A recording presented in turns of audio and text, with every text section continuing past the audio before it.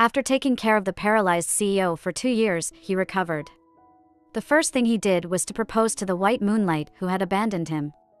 The media said they were inseparable and finally became a couple. I looked up at the live broadcast of the proposal scene on the big screen in the square, silent, and threw the ring in my pocket into the trash can. The debt I owed him was finally repaid. People on the pedestrian street all stopped and looked up at the outdoor big screen broadcasting the live proposal. Not only here, but all the big screens in London were showing the same proposal broadcast. The scene was very clear, even the faint tears of the female lead were visible. The setup of the venue was clearly Lewis's work.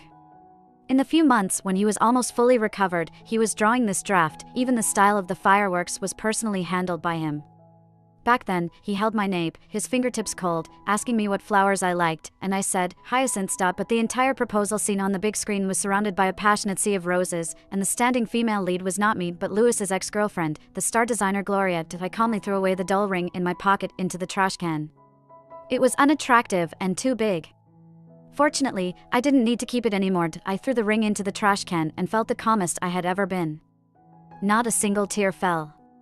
From then on, I had repaid all that I owed the Whites and Lewis. I was kicked out by the Whites group. I used to have my own office, but now, forget about the office, I couldn't even find a desk. The HR department handed me a cardboard box. Hannah, all your stuff is here. I had good relations with people in the company, and she lowered her voice. Lewis personally asked you to leave. Compensation is unavoidable. You better leave soon. Her tone was still gentle. I guessed Lewis's exact words were get lost. I leaned back in my chair with a bit of nonchalance and didn't care. I struggled to hug the box, and as I passed by my original office, I finally knew who its new owner was. It had been turned into Gloria's lounge, with scattered design drafts lying around. She and Lewis's intimate photos covered what used to be tightly packed schedules. I lowered my eyes, clenching my fingers around the edge of the box, which turned white for a moment. Soon, I let go. I was pushed down by the crowd at the company's entrance. The box fell, and my things scattered all over the ground. There were too many people gathered here, and someone's high heel accidentally stepped on the back of my hand, causing a sharp pain. The reporters and crowd surged in a certain direction. I endured the pain and raised my head, only to see Gloria appearing with a man. She liked red, her dark red dress was eye-catching, but the man next to her was even more dazzling. Lewis didn't like crowds. He turned his head a bit impatiently, but he still carefully protected Gloria in his arms. Reporters blocked Gloria's path, holding out a microphone, throwing questions one after another. Gloria, for the past week, your century proposal has been the top topic online. As the leading lady, do you have anything to say? Gloria smiled brightly. I am grateful that I have been by his side during his 2 years of life at the bottom. Lewis, sailing smoothly, standing on the mountaintop, only to encounter a car accident and paralysis for 2 years, facing the world's indifference. Anyone was more qualified than Gloria to say this, as she flew away directly in the past, leaving only me by Lewis's side. Such an obvious lie, but Lewis was quite happy to hear it, without any rebuttal, even indulgent. Lewis lowered his eyes, looking at Gloria very gently. Like a wildfire being extinguished upon reaching the river. The intermingling flashes of cameras captured the moment when the two lovers looked deeply into each other's eyes. Lewis suddenly turned his head, looking straight into my eyes over the crowd, his gaze almost icy. I looked quietly at him, smiled lightly, feeling relaxed in my heart. He subconsciously furrowed his brows. In fact, I was also very grateful that I was by Lewis's side during his 2 years of life at the bottom. I had repaid all my debts of gratitude as the taxi was taking too long to arrive, and I was feeling a bit low on blood sugar and had a stomach ache. I sat by the roadside holding my stomach. The hand that was stepped on was already swollen and bleeding, very painful. Gloria was indeed quite special to Lewis. I'd known Lewis for a long time. He had been the Prince of the Whites since childhood, and although he had been rumored with many, he only publicly admitted to having one girlfriend, Gloria. Rekindling their relationship was only natural. Suddenly, a car horn sounded in front of me, and I instinctively looked up to see a black car stopping in front of me. The window slowly rolled down, revealing Lewis's nonchalant face, his knuckles tapping the steering wheel. Another stomach ache? My eyelashes trembled. He sneered, his eyes mocking and disdainful. Serves you right. I lowered my eyes. It felt like 2 years ago, Lewis's attitude towards me. At that time, he was so cruel to me. He said, me being alive as a person like me is already a favor. Now I understood that all his later tenderness towards me was fake. He was afraid that if I left, no one would take care of him. I simply ignored him. The sound of high heels behind me, Gloria walked around me and got into the passenger seat, coquettishly saying, Lewis, I'm late, those reporters are too annoying. I shouldn't have let you go first. Can you help me deal with them? As Gloria fastened her seatbelt and saw me, her voice suddenly faltered, her face a bit pale. She hurriedly urged, Louis, let's go quickly, the event is getting a bit late. Louis unintentionally creased his brows. I endured the pain. Looking up at Louis, guessing this was the last time I would talk to him. I watched the engagement live broadcast, and the scene was even more beautiful than the draft he drew originally. Apart from not being a hyacinth, everything was fine. I thought for a moment and added, I wish you both 100 years of happiness. Louis stopped smiling, his hand resting on the car window tightened in an instant, veins showing white, as if he heard something other than a blessing. There was a wedding ring on that hand, and I lowered my eyes, missing the look Louis gave me. Gloria fell silent, softly saying, Louis, it's getting late, don't waste time on irrelevant people. A very calm voice came from above my head. Louis said, Hannah, don't regret it. He waited for a moment, but didn't hear a response. He sneered, started the engine again, and drove off with a press of the accelerator. I raised my head blankly, only seeing the taillights of the black car. He was driving away in a showy manner, just like how he used to race supercars. Even if it was a blessing, as long as it came from my mouth, Louis would inexplicably get angry. He was sick. But I wouldn't regret it. Having waited so long for a taxi, I had begun to resign myself to my fate when suddenly my phone vibrated.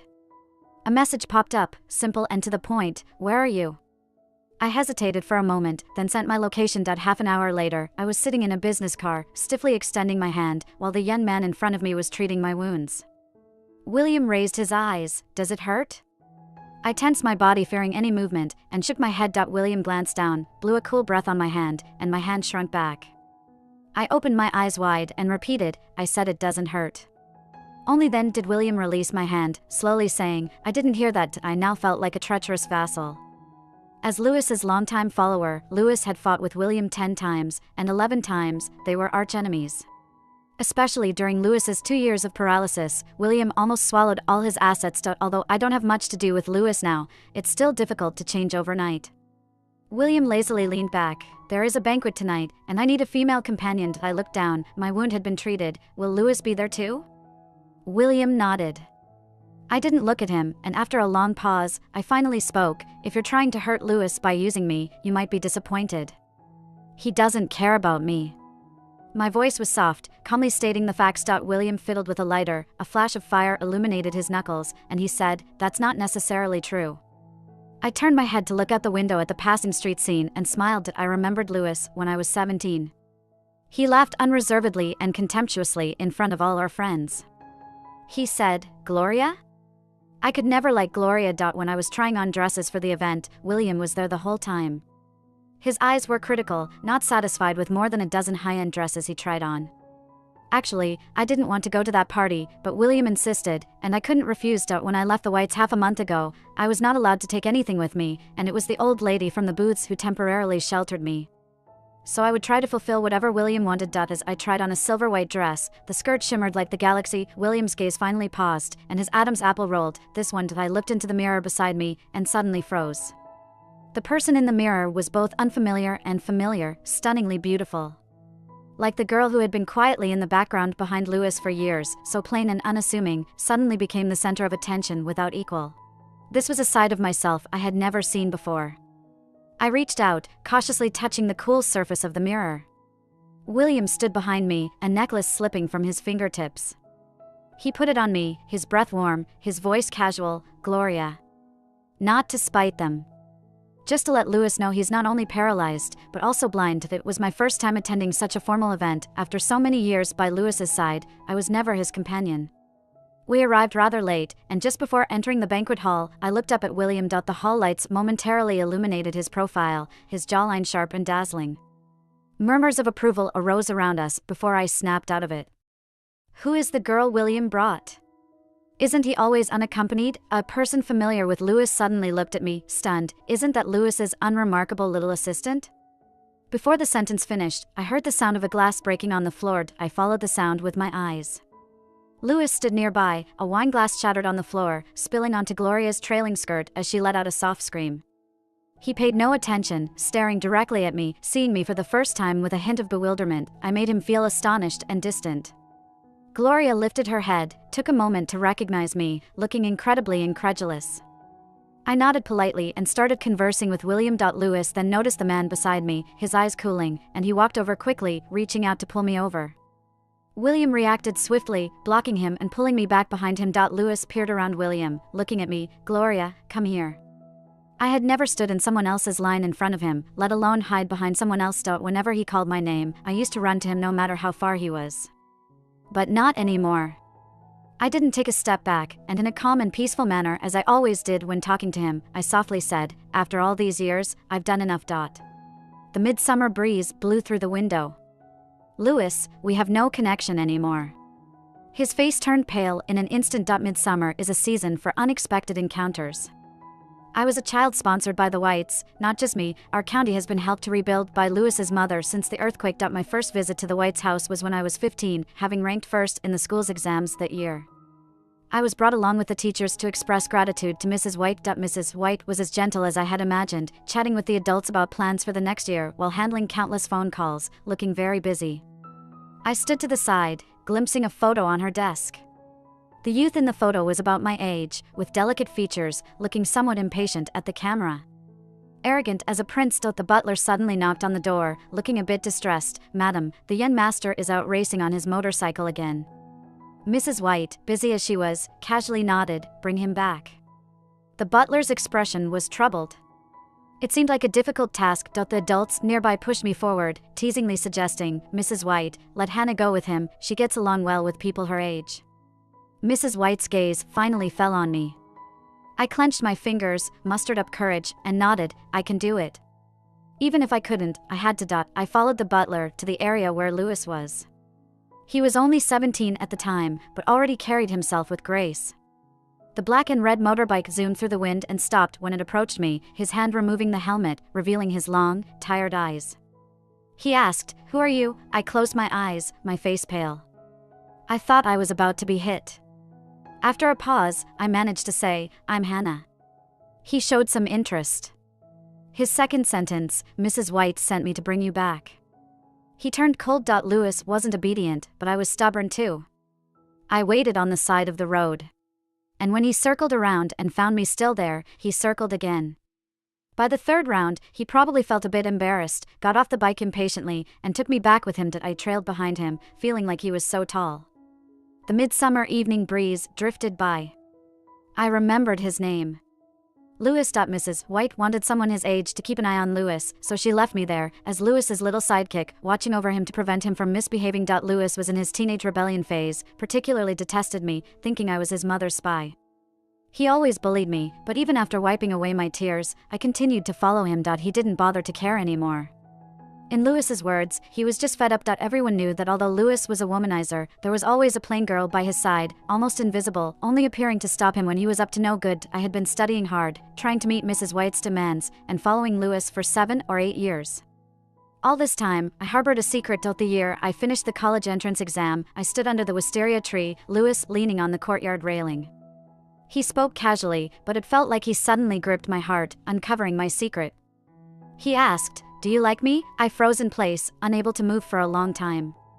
The wisteria flowers fell on me, and it took me a while to hear my own voice, very hoarse, "Yes. I like you." Lewis smiled and walked away. That evening, when I went to find Lewis, at the moment I pushed open the compartment door, I heard the young master of the Whites, lounging on the sofa, laughing freely. His voice was not loud, but it felt like I was going deaf, in pain not only in my ears, but everywhere. Who would like Hannah? I like Gloria. That was the first time I heard Gloria's name. I was 2 years younger than Lewis, and in order to enter his university early, I skipped a grade in high school. But at that moment, I suddenly understood that some things wouldn't be caught up to no matter how hard I tried. When I first saw Gloria with Lewis at 15, I never thought that many years later, our relationship would still be strained. Even causing a scene at someone else's party. Especially now, being Lewis's first event after his recovery. He and William never had a good relationship, and as soon as they entered, they attracted a lot of attention. Now they stood facing each other, with everyone watching the drama, both openly and subtly. I tugged William's sleeve and whispered, "Let's go." Lewis's eyelashes trembled, and I avoided his gaze. For the first time in all these years, he heard me say to someone else in his presence, "Let's go." We walked far away, and only then did I turn back to look. Lewis stood still, head down, and that feeling, like his fragility and chill when he woke up 2 years ago from the accident, when Mrs. White, who was in the same car, had already passed away. Gloria tried to touch him, holding the hem of her skirt, but was petrified by his glance. I chuckled. William raised an eyebrow. What's so funny? I whispered, just realized that not everyone can do it. Not everyone can tolerate Lewis's low air pressure and temper. Not everyone would choose to get close to him even after seeing his other side, especially during the time when he was paralyzed. As a proud son of heaven, Lewis could not accept that he had become disabled. He no longer smiled, his spirit was broken. And to make matters worse, his only relative, Mrs. White, also died in that car accident. During that time, Lewis had no will to live, and he repeatedly wanted to commit suicide. I smashed a glass, picked up a shard and forcefully drew it across my wrist. If you want to die, it's okay, I'll accompany you. Lewis had never seen me so ruthless with my emotions. His dark eyes stared at me for a long time, almost grinding his teeth, and promised, Hannah, I will get better. From then on, he actively cooperated with medical treatment. Finally, after 2 years, he stood up. And then, he threw away his wheelchair. After the dinner party, I returned to the booths with William. Thanks to William's grandmother for taking me in during this time, I was actively preparing my resume and planning to move out once I found a job. Actually, William and I weren't really familiar with each other. Every encounter we had was when Lewis and he finished a fight, and I had to apologize to his family on his behalf.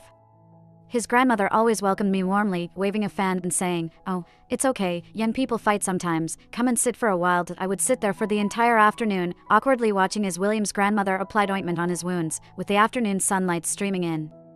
I felt even more guilty.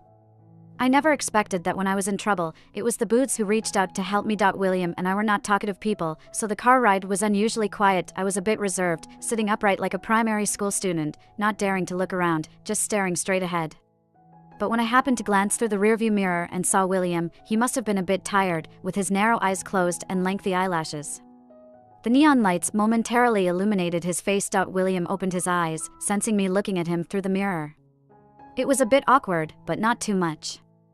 I quietly averted my gaze. Suddenly, William chuckled and said, Hannah, do you know what I thought the first time I saw you? How could I forget? He had actually said it out loud in front of Lewis at that time. I nodded and said, you asked me how blind I was, why else would I be following Lewis around? Lewis was so angry he got into a fight with him again. William shook his head and closed his eyes. Outside, the bustling traffic flowed endlessly. The silence inside the car had lingered for too long that I thought he had fallen asleep, until I heard William softly say, I thought, how well behaved she was. It had been a long time since I visited Mrs. White. I took a bunch of white flowers to her grave.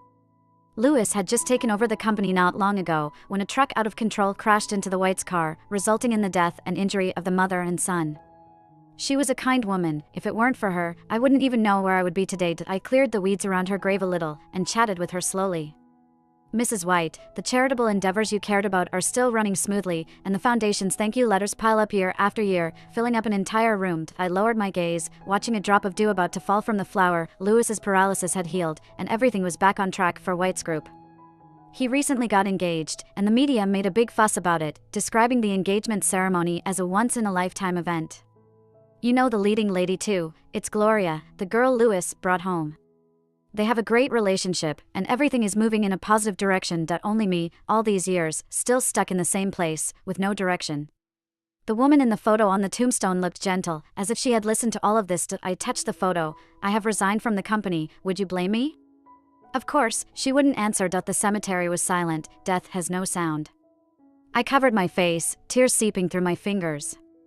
Except for the initial days, I hadn't been happy here. Sometimes I wonder, if I hadn't topped the exams that year, I wouldn't have ended up here.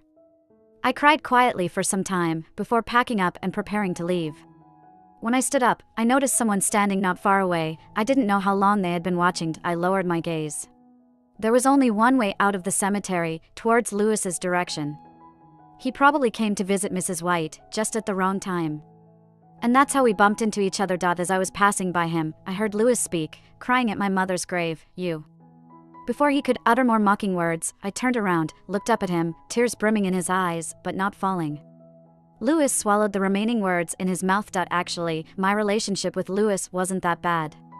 Such atrocious attitudes had only occurred twice, once when I was tired of being Lewis's assistant, secretly reapplying for jobs, which he found out, leading to an outrage, and the recent incident where he received an email and then kicked me out of the Whites. Coincidentally, one incident before the accident, one after.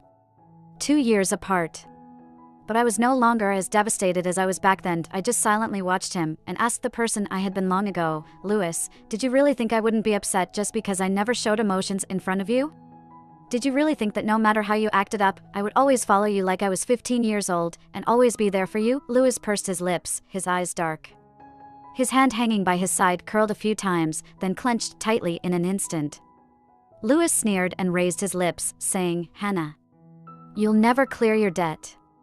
You killed my mother, what are you pretending for? By the time I got back, my mind was still foggy. Lewis, looking down on me, threw one last sentence at me, that accident wasn't accidental at all. Guess who betrayed the Whites? I received an email in my inbox, trembling hands clicked it open. It was filled with information collected by Lewis's people, various signs indicating that the car accident years ago was actually a premeditated act. At that time, Mrs. White and Lewis were on their way to sign a big contract. Their whereabouts those days were kept top secret, except to me. Only I knew. I was Lewis's assistant, and had grown up with the Whites. They had always trusted me. There was a photo in the email, showing me negotiating with people from a rival group, a shot taken very close to the time of the accident. But the photo was doctored, and I didn't recognize the person in it at all. In Lewis's eyes, I was the only loose end. Even without directly questioning me, he had already judged me. I wryly smiled, my whole body curled up in the seat. No wonder the day before he had the proposal venue set up, the next day he told me to leave. No wonder he preferred to pursue Gloria, rather than have any association with me again. I closed the email without even trying to defend myself, because I knew Lewis wouldn't listen. If only Lewis had gone a step further and investigated a bit more, he would have known that the people who knew his whereabouts weren't just me, but also Gloria. I hadn't slept this long in ages. Before Lewis's accident, I had still been applying to new jobs behind his back. Gloria had been too aggressive, and I was genuinely tired of her. She was the only legitimate girlfriend Lewis had in so many years, and she was so spoiled by him that she behaved recklessly. I had been in trouble with his previous female friends before, but nothing as intense as this. Can you imagine a young woman in her 20s being publicly humiliated as a harlot in front of the whole company? Gloria had done just that. During those few days when Lewis was negotiating the contract, their whereabouts were kept secret, even from Gloria. She couldn't reach Lewis, but I knew where he was. She asked me, I didn't tell her, and even blocked her from entering the CEO's office. The whole company knew she was Lewis's favorite, but I fearlessly stood in her way. Gloria called the company's people to watch, and slapped me across the face in front of everyone. She said something like this, Hannah, even if you stripped naked in front of Lewis, he wouldn't spare you a glance. Get lost. Do you think clinging to the Whites will help you elevate yourself from your impoverished background? Following Lewis around day in day out, sickening, no different from a mistress. Even though I haven't done anything wrong, in full view of everyone, I felt as if I had been stripped naked and shamed. She burst into the office, checked Lewis's schedule, and then the next day the accident happened. I had never thought ill of Gloria. Because Lewis and Mrs. White had treated her so well. Now I understand, it's only those who are unloved that carefully document the kindness of others, desperately trying to figure out how to reciprocate that kindness. And that's who I am. I woke up to a different world. The hottest topic on Facebook was about the London Whites car accident conspiracy. Everyone loves a scandal involving the wealthy, especially after Lewis's extravagant proposal had dominated the internet for so long. An insider revealed that Lewis's car accident was not an accident at all, but a premeditated incident orchestrated by a rival group, with the help of an insider who leaked Lewis's whereabouts, his former assistant who had been sponsored by the Whites for years. An attached photo showed me negotiating with the rival group, the same one I had received in my inbox. The revelations were shocking and felt as real as witnessing something firsthand. Gloria also responded, appearing more subdued than before as she softly stated on camera, Hannah? I never liked her, but she was always following Lewis.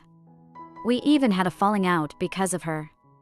I never expected her to do such a thing. The interview was filled with accusations and insinuations, painting me as a villain straight out of a wealthy family drama, being portrayed as a ruthless opportunist seeking revenge. Lewis stood nearby, looking detached and indifferent. I had read the online comments. Despite having employed this assistant for so long, she turned out to be a wolf in sheep's clothing, causing disappointment to Mrs. White. Gloria was also pitiful, the way she had to depend on her assistant's whims even in matters of love. Someone suddenly snatched my phone from my hand, and when I looked up, William was staring at my pale face, urging me to stop reading as his grandmother had called us for dinner. I tried to explain, but he just said, "I know," and genuinely believed me. Similar to what was shared by online users, job interviewers who had conversed well with me were now refusing to hire me. With this stain on my reputation, it seemed I would be shunned by society forever, unable to find employment.